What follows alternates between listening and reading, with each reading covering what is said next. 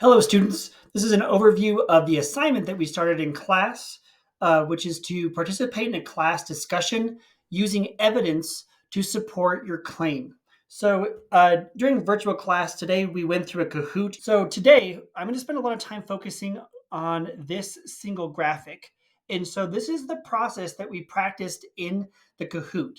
So, in this process, we first start with a claim. What we're finding in our lived experience was that many of us were writing our claims, but those claims didn't have any evidence, or we weren't using the evidence to back up our claim.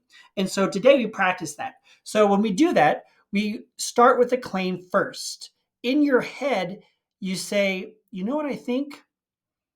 And then that question becomes our guiding point. We've already practiced that. We practiced that throughout fifth grade and sixth grade, where we get to state our claim. This is a little bit more sophisticated and requires more thinking. So from there, we go on to our second question. What does the evidence say? And for this assignment, you're going to have to find your own evidence. So let's go ahead and walk through these directions step by step. So based on the evidence you find and read, attempt to explain 2 points of view, either agreeing or disagreeing with your claim. Remember, the evidence guides your claim, not the other way around. When we look at this part of 2 points of view, that's simply defined as participating in the discussion with one of your peers. So we'll have two parts to this discussion. The first are 2 parts to this assignment. The initial is this assignment, which is um, both sides now making judgments assignment that you'll find in the module 6.1. And then we have the second part, which is the discussion for this module.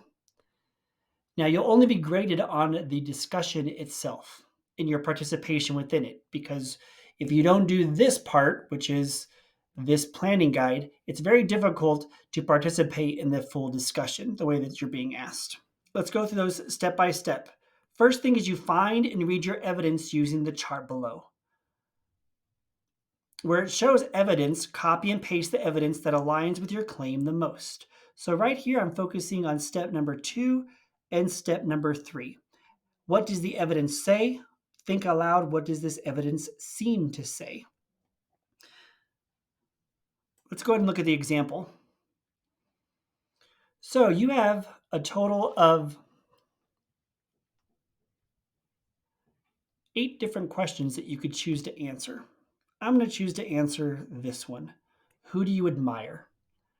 Now this is where I get to do my thinking. Coming back up here to this part. You know what I think? I think I admire my father. Ask, what does the evidence say? Well, at this point, I don't have any evidence. I haven't researched anything. I just know him from my background knowledge. I could easily go into my reasoning at this point, but that's not the point of the assignment. The point of the assignment is to find evidence that supports your claim. So, this is all my outward thinking. I admire my father because he was a good dad. So I could go through and I could Google qualities of a good parent if I wanted to.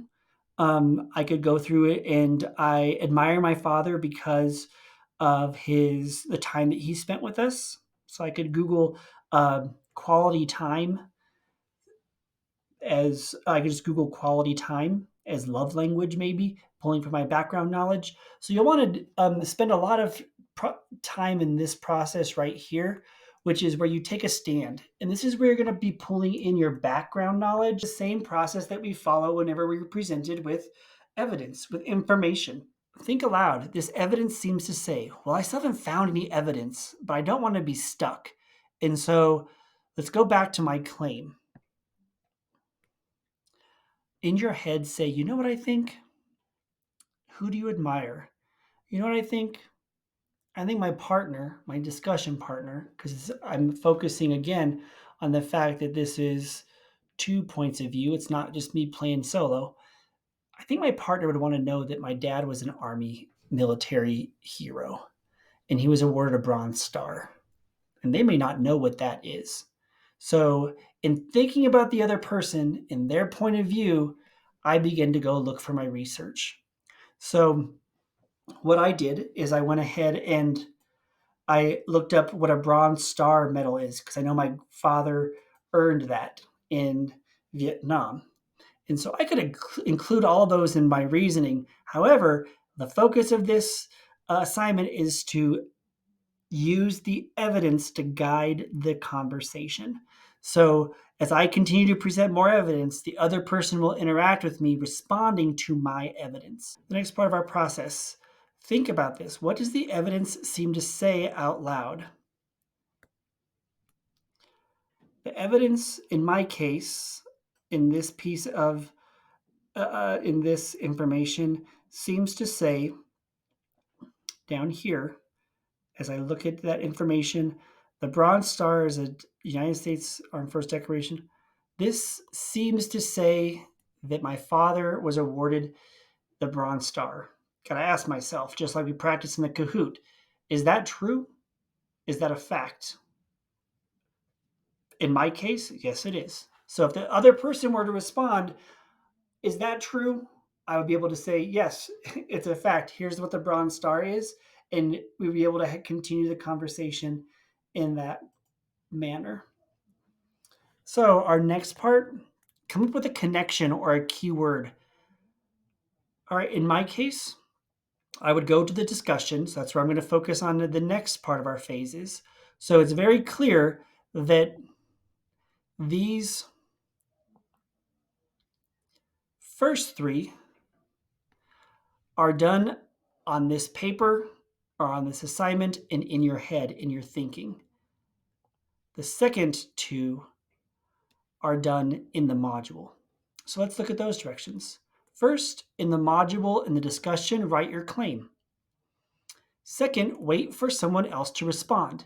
If you're waiting for somebody to respond to you, or if you're responding to somebody else, respond in the most authentic way that you know how. So if somebody says, I want to learn how to not procrastinate more, I want to learn to procrastinate less because it's a bad habit, respond to them like you normally would in a conversation. I agree. I would agree that's a difficult habit to unbreak. And then you respond with your evidence. So if your evidence is 70% of teenagers procrastinate according to lifehabits.com, that gives the other person the opportunity to read that evidence. And then now they're responding to your evidence. And then you respond back to them with your own reasoning. So instead of focusing on your reasoning first, we're letting that evidence do the talking, we're letting that evidence do the thinking and the processing. And so, again, respond to your claim with evidence and then let them respond to your evidence with a claim, or maybe they even have more evidence that they want to share with you. The whole idea is to build this discussion all based on evidence and letting the evidence do the talking. So, I do want to make you mindful that on this assignment, there is a portion down here that is for you to complete before you do 7.3. Again, this is just for your own preparation. That's the standard that we're working on is, can you show up to a discussion? Can you show up to a conversation and be prepared with your response already created so that you can build a connection with somebody else? And so to do that, Assignment 6.3 asks you to interview an adult, and that adult will answer these same questions that you are already answering about your values, except they'll answer all of them. And your job is to come prepared to that interview with this portion completed, just so you can form a connection. You're telling the story of a life event that you had to learn the hard way. This purpose is to generate a conversation between you and the other adult. You share your truth, they share their truth, so that there's more authenticity around this process. And then, if you choose to, this first red one is definitely assigned and is mandatory. The second part, if you choose to go through here, explain, describe in the life lesson or event, did you come back stronger, become a better person? This is probably going to unfold naturally. Let's consolidate our thinking. So notice how you're starting off by thinking first, thinking around and centering your thinking around evidence. From there, we begin to categorize our thinking and our evidence using a claim. We use our writing in order to inform the reader of our response, but also the evidence that backs up our response. And then lastly, so we were doing all of that in writing and all of that in the module. Second phase is to do that with a real life human being and practice that. This part right here is your preparation for the interview that you're going to do with your adult. You can choose either to summarize a story of a life lesson, and if the conversation goes there, you could do this second part as well. These are just bullet points that you can check off along as you interview your person. So, anticipating that this is going to look like a very authentic, genuine conversation between the person that you are speaking to, that's kind of the natural way that it would go is you share your truth, they share their truth. You use this tool as a means to guide the discussion and guide the conversation.